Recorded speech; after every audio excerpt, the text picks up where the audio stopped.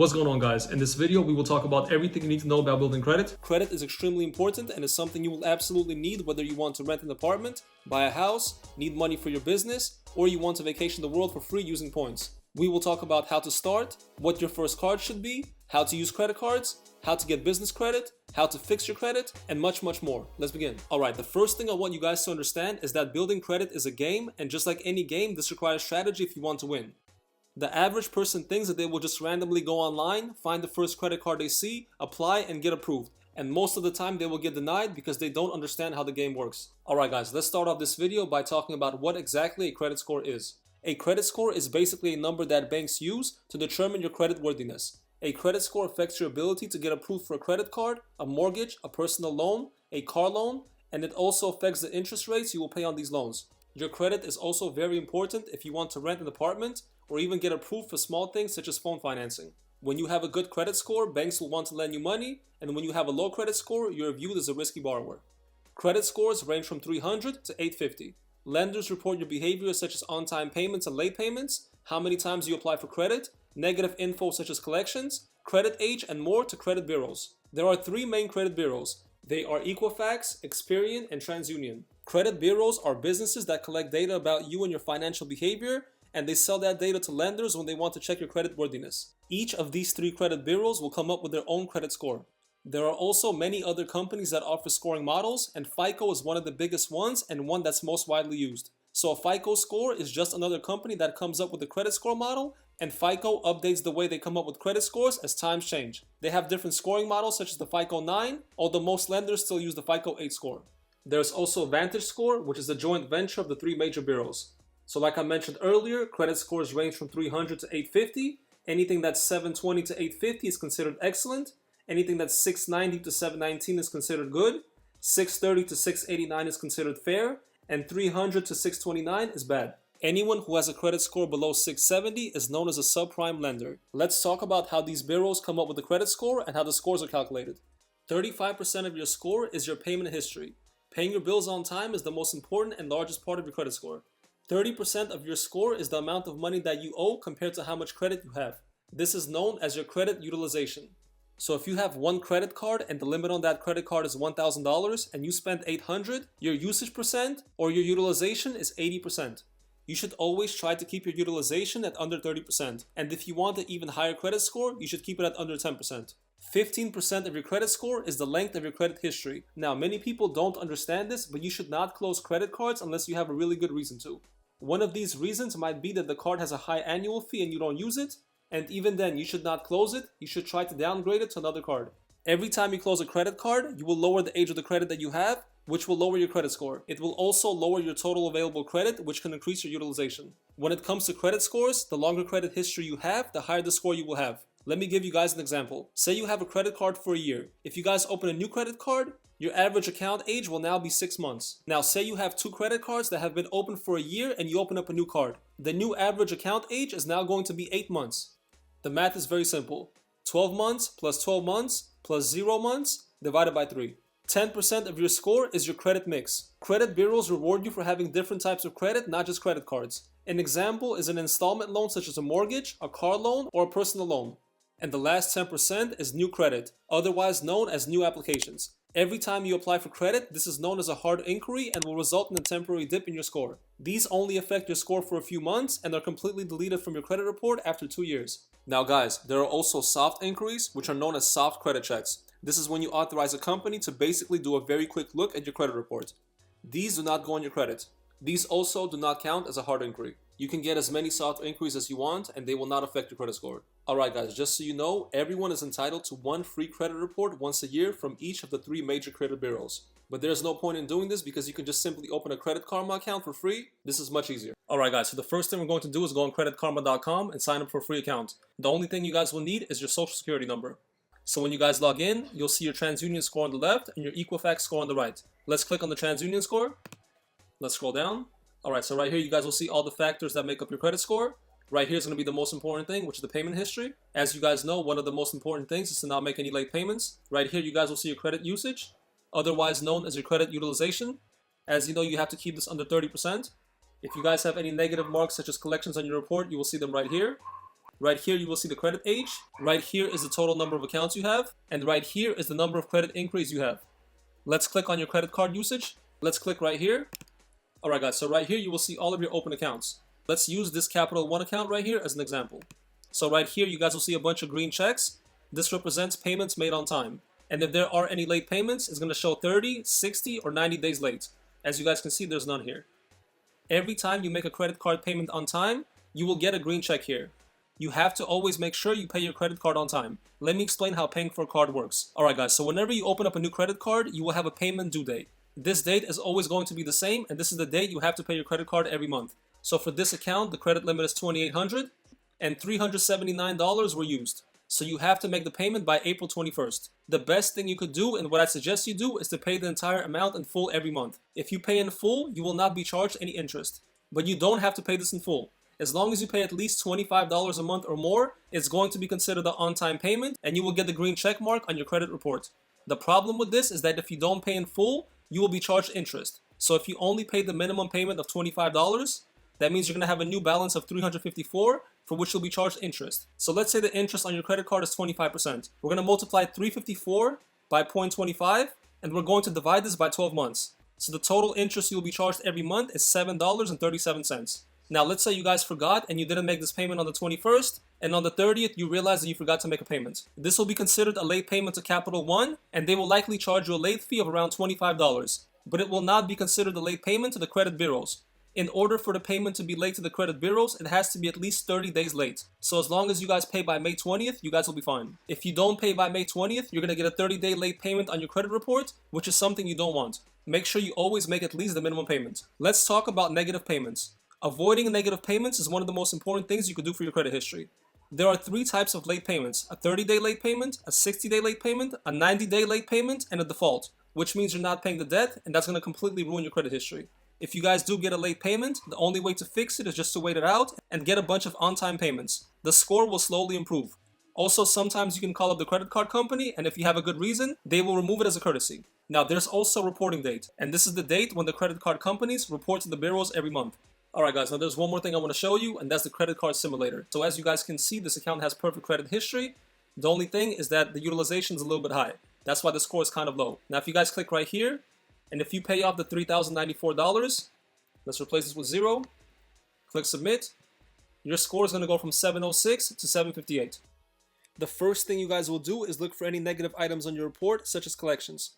If you guys have any of these, you can simply dispute them by clicking on the dispute button in Credit Karma, or if it's a small amount, simply pay it off. Before paying the collections, contact the collections agency and tell them that you will pay only if they completely delete it from your report. If they agree, get that in writing through email. Most collection agencies will agree, and once you pay it off, they're going to completely delete it from the report. Now, Credit Karma is only going to show your Equifax and your TransUnion score, but the main score is the Experian score. Most credit card lenders will pull an Experian score over the other two. This score will also have more information. You guys should also open an Experian account for free to track your Experian score. After this, the next step is to get your first credit card. Now, you can't just go on the Chase website and pick any card you want and sign up. That's not how it works. There are different tiers of credit cards. Let's talk about these tiers. Now, a lot of people like to say that it's 5 tiers, but in my opinion, it's really 6 tiers. The first tier is secured credit cards. When you guys start to build credit, you will have to do it with a secured credit card. A secured credit card is a type of credit card that is backed by cash deposit, which acts as collateral. When you have no credit, banks don't know anything about you, so they can't trust you. So they want you to learn how to use credit with a secured card. You will open an account with a few $100s, and the bank will hold it as collateral in case you don't make payments so they don't lose money. But the thing is, this is a real credit card and it gets reported to the credit bureaus. Every time you make a payment on time, they will report it, and after about 6 to 8 months, you will establish a credit history. They will also return your initial deposit, and the card will turn into an unsecured credit card. The card limits will usually be the same as the opening deposit. As your card ages and you keep your utilization low and make payments on time, they will gradually increase your limits. There are a bunch of great secured credit cards from banks such as Capital One, Citibank, and Discover. Discover will even give you cash back and a cash back match at the end of the year. So we have the good secured cards, which we just mentioned, but then there are garbage secured credit cards. This is the first tier. Alright guys, now the first tier of credit cards are the bad credit cards that are used to rebuild credit, such as the Credit One credit card. These credit cards come with all kinds of different fees that you guys don't need, and it also doesn't help that their logo looks like the Capital One logo, so be careful, don't confuse these two. The second tier of credit cards are the regular secured credit cards which multiple banks offer, such as the Capital One Platinum Card, the Citi Secured Card, and the Discover Secured Card. The third tier of credit cards are regular starter cards that offer no rewards. The fourth tier of credit cards are cards that offer cash back or rewards. A couple of examples are the Apple Card, the Capital One Quicksilver Card, and the Chase Freedom Cards. The fifth tier of credit cards are cards that come with large sign-up bonuses and have good reward programs. An example is the Amex Gold Card and the Chase Sapphire Preferred and Reserve. And the sixth tier of credit cards are super exclusive invite-only cards such as the Amex Black Card and the JP Morgan Palladium Card. When applying for credit cards, you guys will have to start at the lower tiers and climb your way up.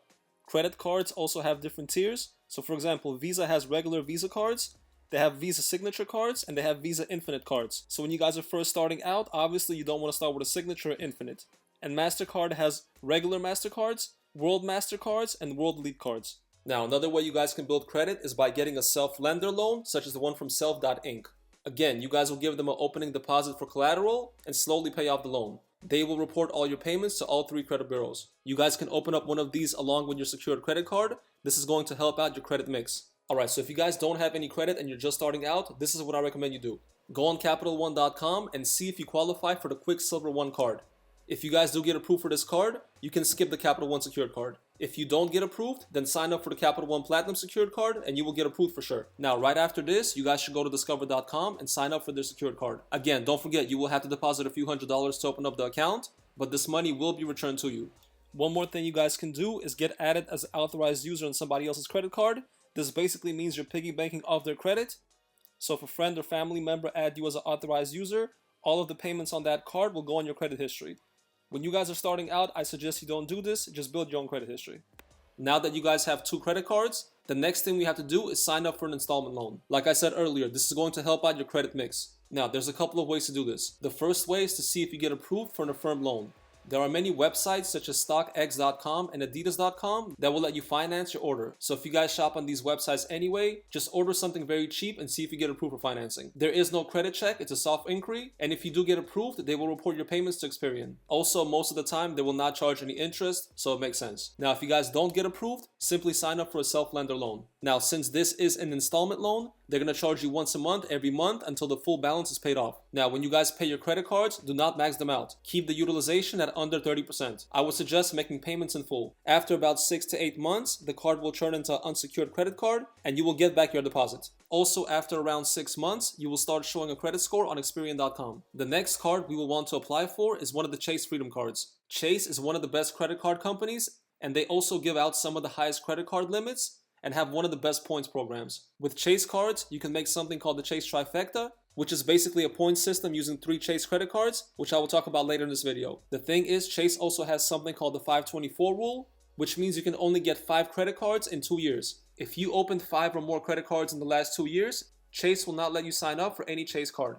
Chase is also very picky with their customers, and they require you to have at least 1 year credit history before applying with them. If you want to improve your chances of getting accepted for a Chase card, I also suggest you open up a checking account with them 3 months prior to applying. Now again, you don't have to do this, but I strongly suggest for your third card to be a Chase card.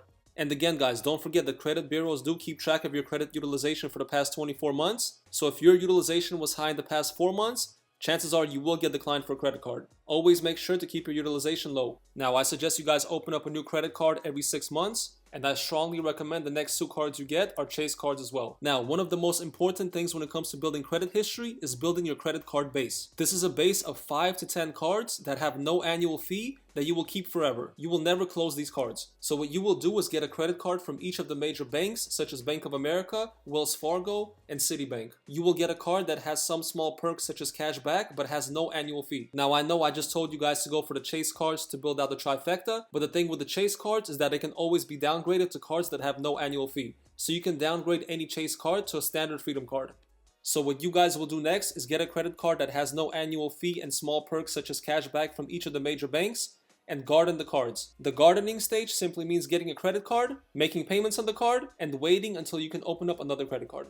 When you only have a couple of credit cards, that's called a thin file, and bureaus consider that risky. Whereas when you have a lot of credit cards, that's considered a thick file, and you're less risky. Also, when you have a thick credit file, things such as credit inquiries and opening up new accounts don't hurt your credit score as much. So if you guys open up a credit card just to get the sign-up bonus and travel for free, it won't hurt your credit score so much. And that's exactly what people do. When they have a large base of cards, they can easily sign up for a card such as the Chase Sapphire Preferred or the Gold Amex and get a bunch of points which are worth almost $1,000. A lot of times they close the account right after doing this, and it doesn't really affect their score because they have so many different credit cards and all of the accounts are aged. This is called credit card churning. You will have to spend a few $1,000s to get the sign-up bonus, and again, you should do this only if you already plan to spend the money. If you can't find something to spend the few thousand which are required to get the bonus, you can go to a site called plastic.com, and they will let you pay rent or anything else with your card for a small percentage. So if your rent is $3,000, simply pay it with your card, and Plastic will wire the money to your landlord and take around 2.85%, which is around $80. So if you get an $800 bonus and you take away $80, that's not so bad. That's $720 for free. Alright guys, let's talk about the two best credit card companies, and that's Chase and Amex. Chase's point program is called Ultimate Rewards, otherwise known as UR Points. Most people try to get the Chase trifecta. The trifecta is basically 3 Chase cards. There are several ways you could do this. One popular way is having the Freedom Unlimited card, the Freedom Flex card, and the Chase Sapphire Reserve. The point of these cards is to accumulate as much points as possible. Each card will have some category where you can get more points. So for example, the Freedom Unlimited card will have a 1.5% cashback on everything, whereas the Freedom Flex card will have a 1% cashback.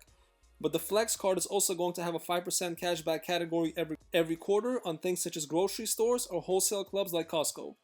So you can use the Unlimited card and get the 1.5% cash back when it's convenient, but when you're shopping for groceries, you can use the Flex card and get the 5% cash back. So basically you're juggling cards to get as much points as possible. Then they will get a third card such as the Chase Sapphire Reserve, and the main reason for getting this card is taking all the points you accumulated and getting 1.5 points for all of them. It's basically a 1.5 point multiplier. So if you have 100,000 UR points, you get the Reserve card and turn that into 150.